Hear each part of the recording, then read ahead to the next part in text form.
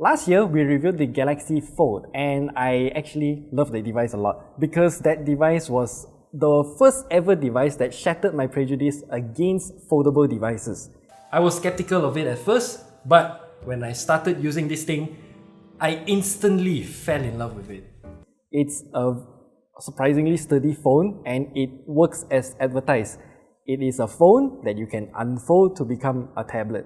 It was revolutionary, but of course as a first-gen device at the time, it has its flaws. So this year, the Samsung Galaxy Z Fold2 is here to fix all of those issues.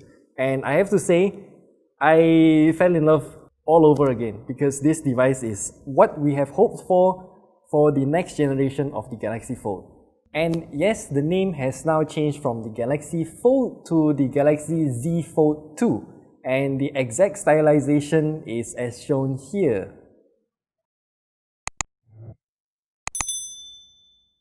So the Galaxy Z Fold2 is absolutely gorgeous. It comes in two different colors. You can get it in either Mystic Bronze with that matte finish, or in Mystic Black, which I'm not sure if it's glossy or not because Samsung did not show us anything about the Mystic Black. And as for the size and dimensions of the Galaxy Z Fold2, I did compare it with the original Galaxy Fold from last year, and the size did change a little bit by like 1 or 2 millimeters on each direction at most.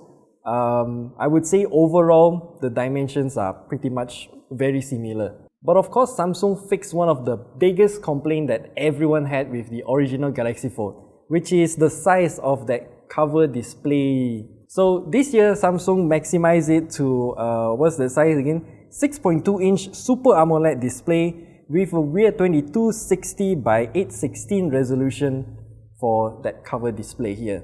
While Samsung did not specify any of the specs, by looking at it, Super AMOLED means it's going to be 60Hz at most for the cover display, which I think is fine. As for the main display, after you unfold it, the size is now 7.6-inch Dynamic AMOLED 2X with a resolution of 2208 by 1768 resolution. Again, weird numbers, but this Dynamic AMOLED 2X means that it's using 120Hz and presumably it's also using LTPO backlink because it has adaptive refresh rate from 11Hz all the way to 120Hz, which means it can save you some battery if you're just going to view a static image on the screen. Another main complaint that a lot of people had with the Galaxy Fold from last year was the notch on that main display when you unfold it. So it has now been reduced to a single dot, which I truly appreciate because previous generation's notch was just obnoxious. And Samsung also brought in the UTG from the Galaxy Z Flip into the Z Fold 2. And this actually surprised me because I'm kind of mind blown by how the factory can produce such a big piece of UTG, ultra thin glass, within such a short time. Remember, the Z Flip was the first ever product to use this kind of technology, and now it has technically been doubled in size to accommodate for the Z Fold 2. So the factory must be really precise in their manufacturing process to have such a yield for that big piece of UTG.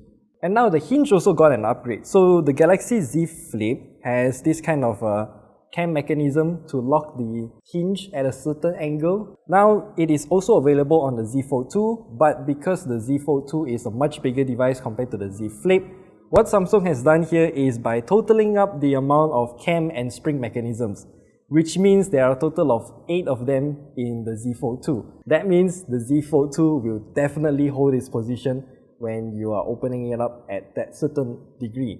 And then, Samsung also claimed that there are more than 60 parts moving in unison when you are opening and closing that fold. And to cover up all of those components here, the new hideaway hinge is now customizable. You can get it in 4 different colors: metallic red, metallic blue, metallic silver, or whatever. I can't remember everything.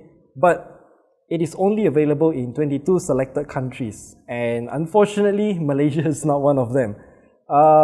When I first saw the metallic blue color, I immediately realized that, or at least just it struck me, its similarity between the Galaxy Note 9's blue and yellow pen kind of vibe.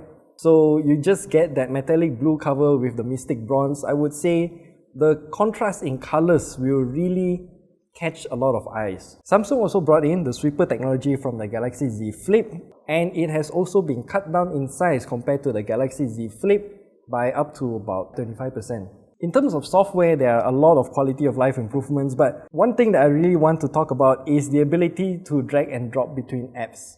Only supported apps, but if it works magnificently well as shown in some of the videos that Samsung provided. So Office apps are now working with that feature, and Samsung's native apps like the Gallery, Email, Internet is also working fine. And now that multi-active window thing where you can have a total of 3 apps displayed at the same time, you can take a screenshot and then there will be 3 dots at the bottom. So the screenshot will only be taken for that particular window that you have selected. That's amazing. It's small improvements in this kind of quality of life to further elevate your user experience. And just like the Galaxy Z Flip, it also now has flex mode thanks to the cam mechanism, and it is able to be used in 2 different modes. So now you can have flex mode and view on the cover screen, or you can flip it around and then you use flex mode while viewing on that main display as well. It's kind of funky, but it truly depends on how you want to use your Z Fold 2. And with the new flex mode here, you can also use the camera in a few different ways. So like the Z Flip, you can now use it as a tripod as it stands on its own. And Samsung also introduced this brand new auto framing feature where you can film yourself and the frame will move and track your movement within that frame. One more new feature here is that you can look at what pictures you have taken immediately within that camera app itself. So once you snap a photo, beside the camera controls, you will get a live preview of that photo that you have just taken, and you can even swipe through to have a look at all the previous pictures that you have taken. And since we are talking about the cameras, I got one question. I don't know why the camera bump on the Galaxy Z Fold 2 is as big as the Note 20 Ultra, at least in terms of the pictures and videos that we've seen. The camera bump is really something else. If you account both the folded device's dimension, the thickness, alongside with the camera bump, that phone is gonna be thick.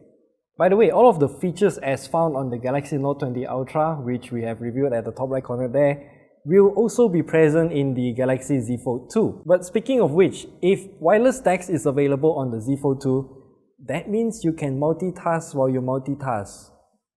That's interesting.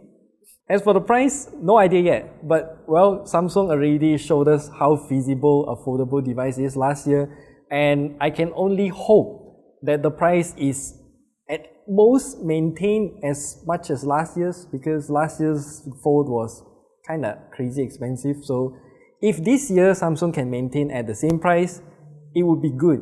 If it's lower than last year, which I don't think that's possible, I would be impressed. And before I end this video, I just want to ask you, has this kind of flagship smartphones, the flat ones, the non-foldable devices, have they peaked? Is foldable device the future? Because Samsung, like I mentioned earlier, they proved that a foldable smartphone can fit into our lives and also fit into our pockets while unfolding into a tablet. And I think that's the main appeal of the Z Fold 2.